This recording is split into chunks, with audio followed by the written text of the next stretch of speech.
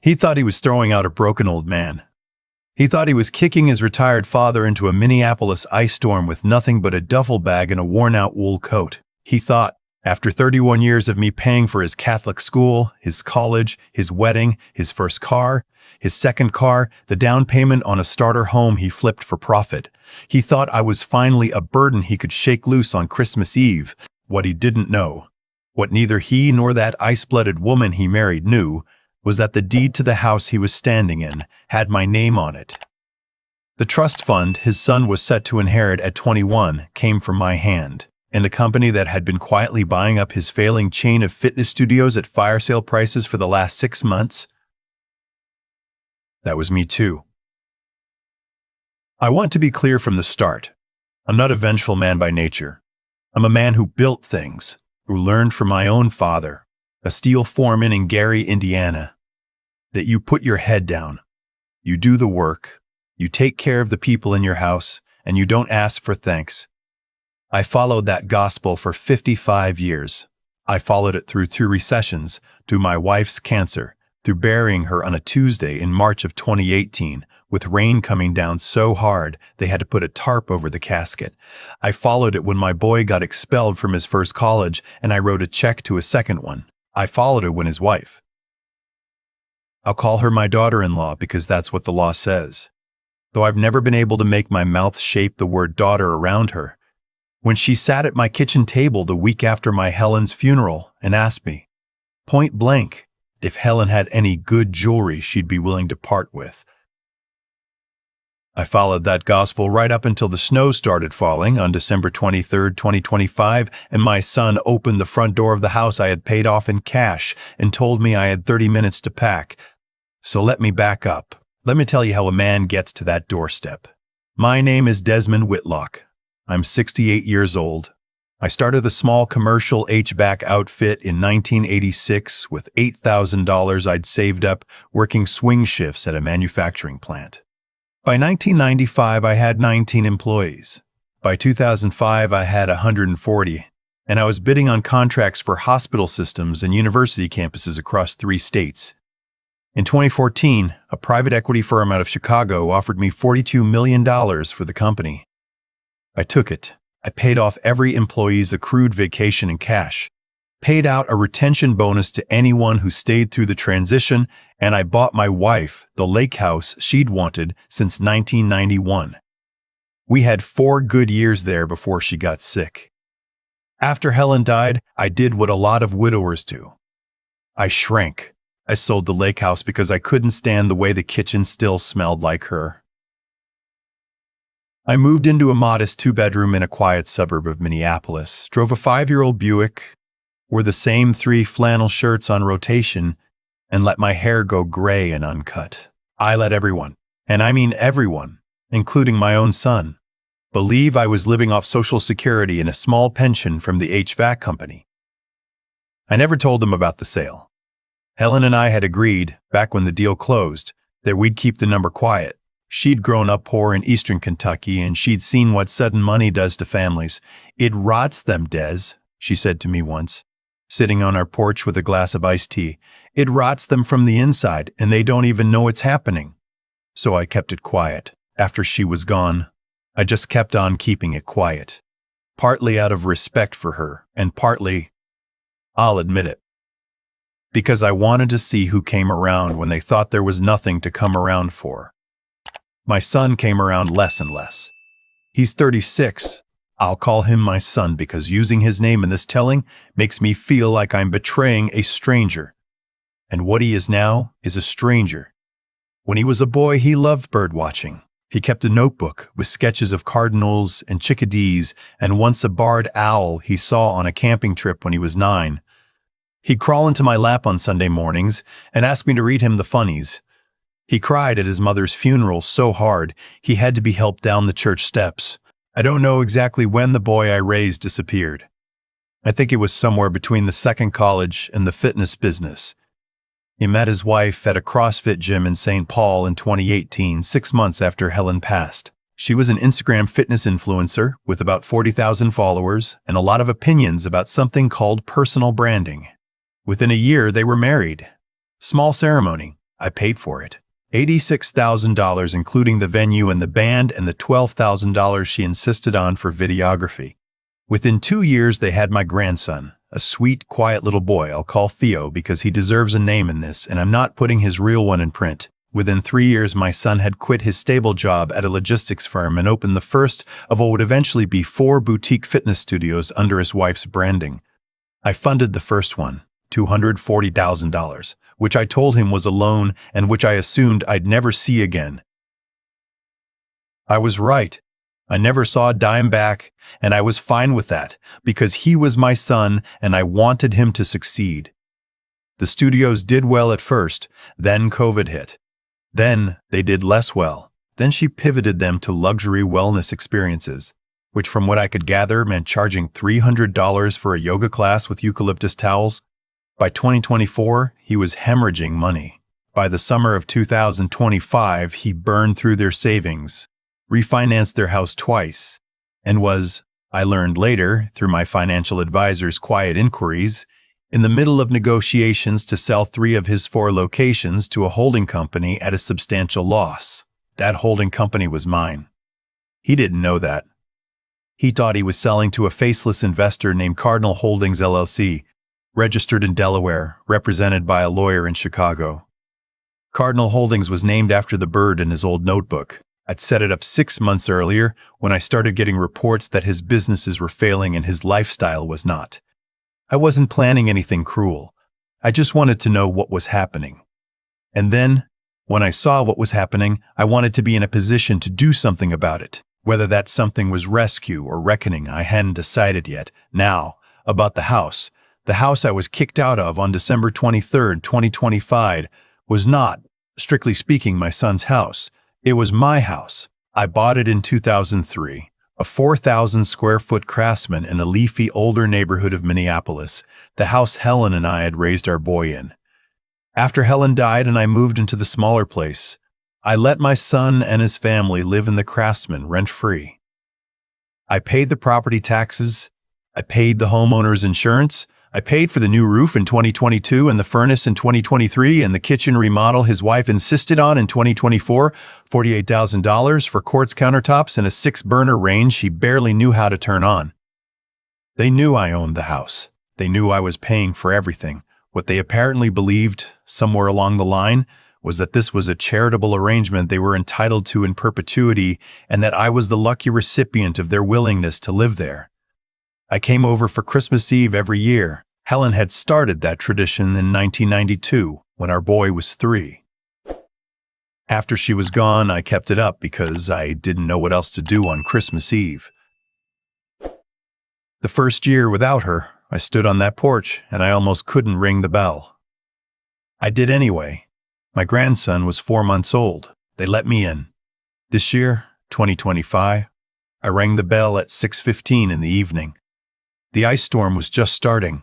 I'd brought a wrapped train set for Theo, a bottle of decent bourbon for my son, and a candle for his wife because I didn't know what else to bring her, and Helen had always said, "You can't go wrong with a candle." Theo answered the door himself, all 5 years of him in red footy pajamas, and when he saw me, his whole face lit up like I'd hung the moon. "Grandpa Des!" he yelled, and he wrapped his arms around my leg, and for about 4 seconds I felt like a man who still had a family. Then my son walked into the foyer. He didn't smile. He didn't say Merry Christmas. He looked at me the way you look at a contractor who's shown up at the wrong address. "Theo, go upstairs." The boy looked up at me, confused. I patted his head and told him I'd come find him in a minute. He went, slowly, the way a kid does when he can feel the air change. My son closed the front door behind me. His wife came out of the kitchen with a glass of white wine. She was wearing what I think people call loungewear, but cost about what I used to pay an apprentice for a week's work. She stopped when she saw me and gave my son a look, a quick, sharp look. And he gave her a small nod back, and I knew right then that this had been planned. "Dad," he said, "we need to talk. I'm going to tell you the next part, the way it actually happened, because if I dress it up, I'll start to cry. And I don't want to cry in this telling. He told me he knew I'd been laid off from my consulting gig. I had no consulting gig. I had told him a year earlier that I was doing a little part-time advisory work to keep myself busy. It was a lie I'd offered to give him a reason for why I wasn't always available when he called, which was generally only when he wanted something. He told me his wife had run into someone who knew and had heard I was in trouble financially. He told me they couldn't afford to keep supporting me anymore. Those were his words. Supporting me. In the house I owned, the house I was paying every bill on. He told me he had spoken to a lawyer and that, given that I had no lease and no formal arrangement, I had no legal claim to be in their home, and that they needed me to leave. Tonight, before Christmas. So that, and I quote, Theo doesn't have to deal with the awkwardness. I stood in the foyer of the house I had bought 22 years earlier, and I looked at the man I had raised. I looked at his wife, who had not spoken a word but who was watching me the way a cat watches a bird through a window. I looked at the staircase where I knew my grandson was probably sitting, listening the way kids do. I asked him very quietly if he understood what he was saying. He said he did. He said it was tough love. He said maybe I needed this, to figure things out, get back on my feet. His wife finally spoke. She said in this gentle voice she used when she wanted to sound reasonable that they had to set boundaries. That she had Theo to think about, that she didn't want her son growing up around instability. Instability. The word she used was instability. About me. The man whose check had paid for the floor she was standing on. I asked if I could say goodbye to my grandson. My son hesitated, and then said it would be better if I didn't. It'll just confuse him. He told me he'd had a bag packed for me. They'd already gone through my room, the guest room I sometimes stayed in when the weather was bad, and packed up the few things I kept there. The bag was by the door. He'd called me an Uber. The Uber was waiting at the curb. He gave me 30 seconds to put my coat on. I want you to picture this, a 68-year-old man, standing in his own foyer, being handed a duffel bag by his only child while his daughter-in-law sips Chardonnay, while ice pellets tick against the leaded glass of the front door I picked out in 2003. I picked that door, by the way. Helen and I argued about it for 2 weeks. She wanted something simpler. I put on my coat. I picked up the bag. I looked at my son, and I will tell you, with God as my witness, the only thing I felt in that moment was a deep, terrible, almost peaceful clarity. All right, son, I said. I walked out into the storm. The Uber driver was a Somali man named, I'll just call him my driver, out of respect, who took one look at my face and didn't say a word for the first 10 minutes. He had Christmas music on low. When we got to the address I gave him, which was not the modest 2-bedroom suburban rental everyone thought I lived in, but rather the lobby entrance of a 38-story luxury condominium tower in downtown Minneapolis, where I'd quietly purchased the entire top floor in 2019, he looked at me in the rearview mirror with raised eyebrows. Long story, I said. He nodded. Most of them are. Merry Christmas, sir. I gave him a $100 tip. I rode the elevator to the 38th floor. I let myself into the penthouse, which is 6,200 square feet of glass and white oak and quiet. There was a Christmas tree in the great room. My housekeeper, a woman who has worked for me since 2009 and who is one of 3 people on this earth who knows the truth about my finances, had put it up the week before. There were 3 wrapped gifts under it, all from her. I sat down on the couch with my coat still on and the duffel bag at my feet, and I looked out the floor-to-ceiling window at the lights of Minneapolis through the ice, and for a long time I didn't move. Then I did something I'd been putting off for months. I called my attorney. His name is Bernard, and he's 81 years old, and he's been my lawyer since 1989, and he has stood beside me through every contract, every acquisition, every will, every trust, every difficult conversation a man can have with a man in a suit. He picked up on the second ring, even though it was Christmas Eve. Desmond, you all right? No, Bernie, I'm not. Listen carefully. I told him everything. He didn't interrupt. When I was done, there was a long pause, and then he said, in that gravelly voice of his, "What do you want to do?" I told him I wanted 3 things. I wanted him to begin the eviction process on the occupants of my Craftsman, effective immediately after Christmas. I wanted him to call our contact at Cardinal Holdings and instruct them to terminate the negotiations on my son's 3 remaining studio locations and instead call in the operating loans, all of which were due on demand.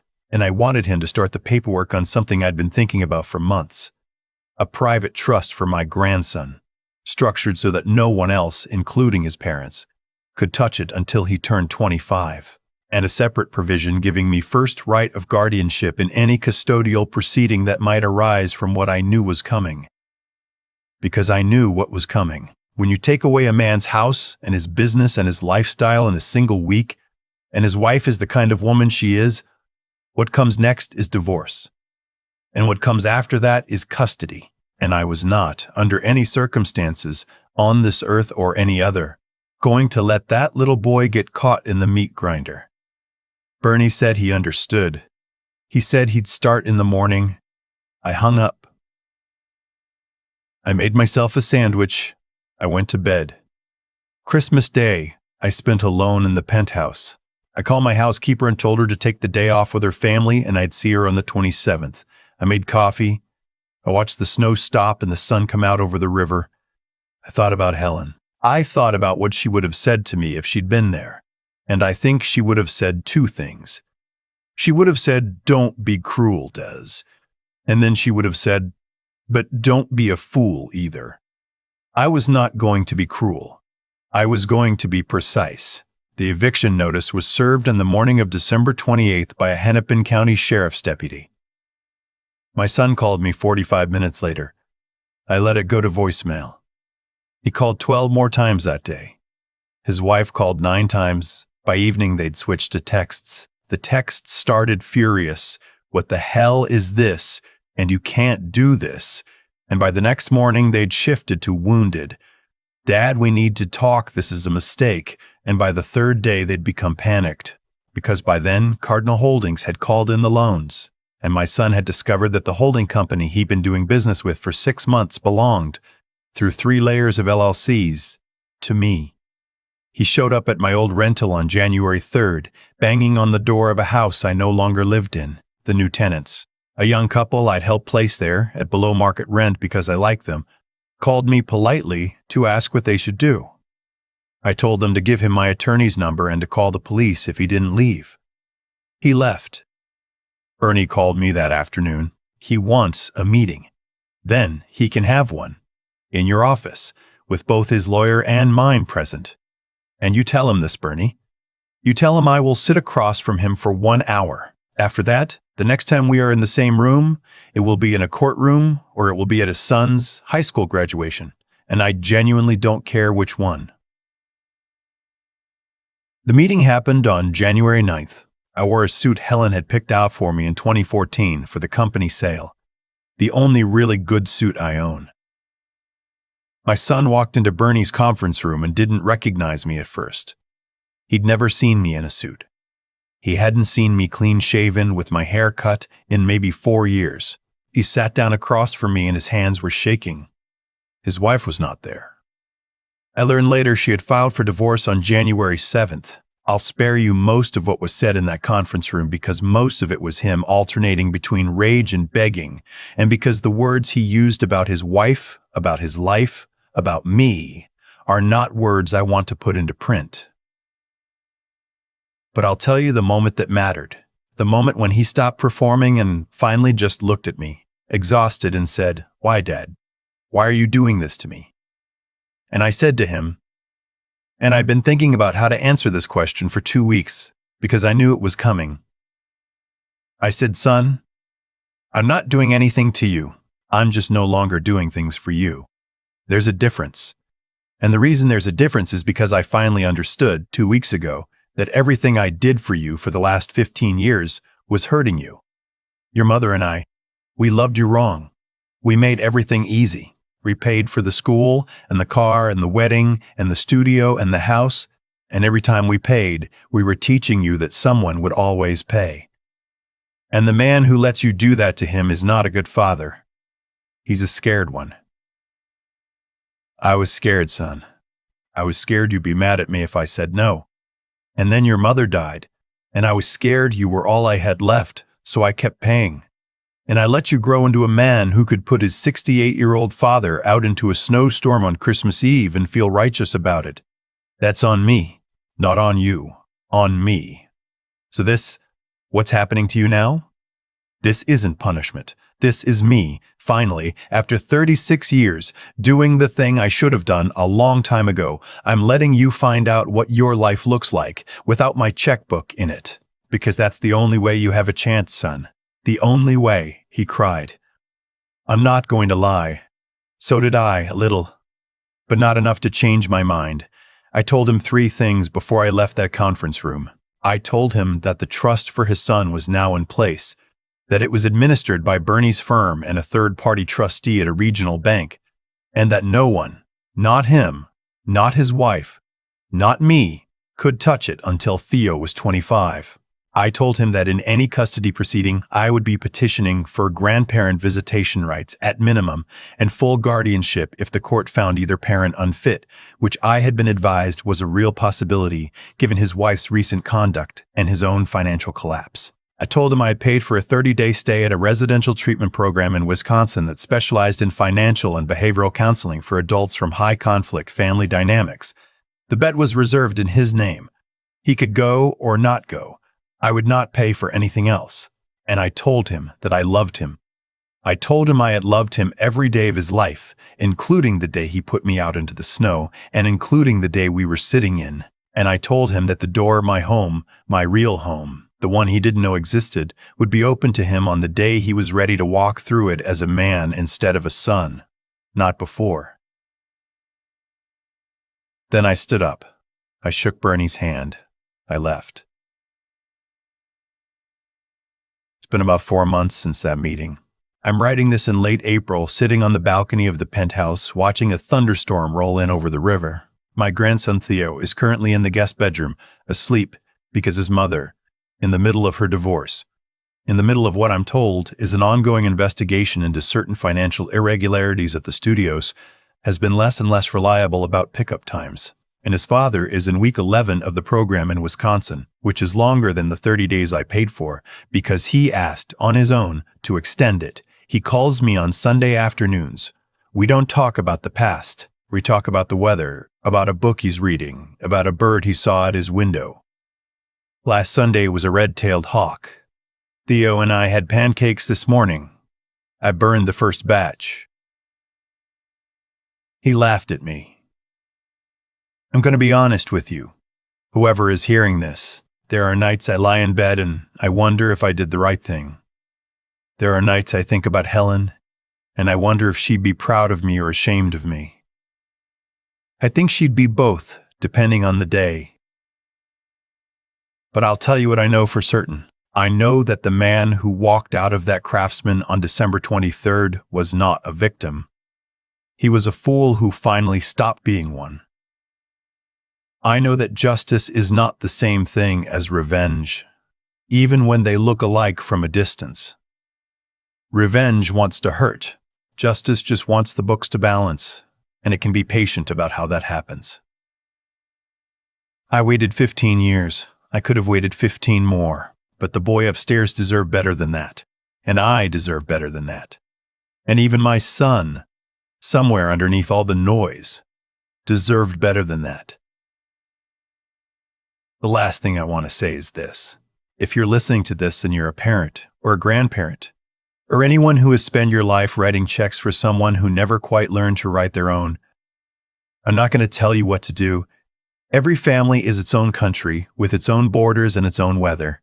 But I will tell you that the kindest thing I ever did for my son was the thing he will, for the rest of his life, remember as the cruelest. And I'll tell you that the snow, that night, was beautiful.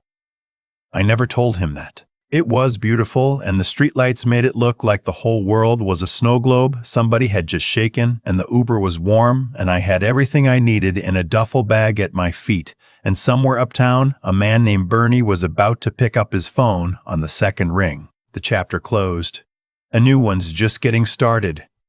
I've been turning this over in my head for months now, sitting on this balcony with my coffee while Theo sleeps in the room down the hall.